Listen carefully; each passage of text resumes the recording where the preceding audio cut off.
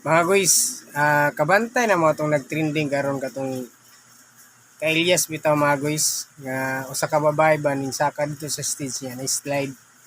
So pakita na ko siya mga guys pero before na mga guys ato sang isgutan mga guys. So katong bayan na mga guys, grabe wala gid siya kapugong siyang kaugalingon no siyang gibati. So kaya masiguro na pugnan yung mga gibati at mga girls no.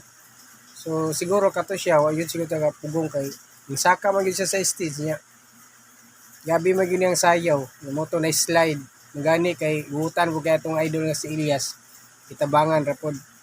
Pero dapat unta mo respeto unta siya ba kay siyempre nag-perform gud na sa stage si idol nato nga si Elias. Nya mukan ba mahunong bitaw iyang pagkanta kay tungod lang ato kay siyempre mulikay gud siya kay alangan babae gud na nya. Siyempre dako po siya respeto ba niya. Siyempre na po siya asawa. Nya mao lagi tungod kay kining girls nagbiga-biga pod isaka gyud dito kay gusto gyud siya sayawon niya si Elias.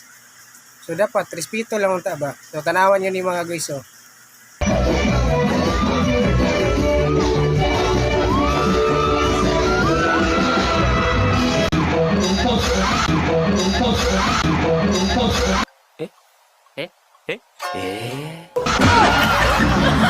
So yun, mga to mga guys, nakita na ninyo ang video mga guys no. So, muna akong gingon mga guys no, dapat irespeto lang yun nato mga guys kay para dili ta mahimong katawan no sa kadaghanan. So, kana lang sa mga girls, pugni lang yun na inyong mga gibati da sa inyong idol nga si Elias. So, kana lang, daghang salamat, tabus.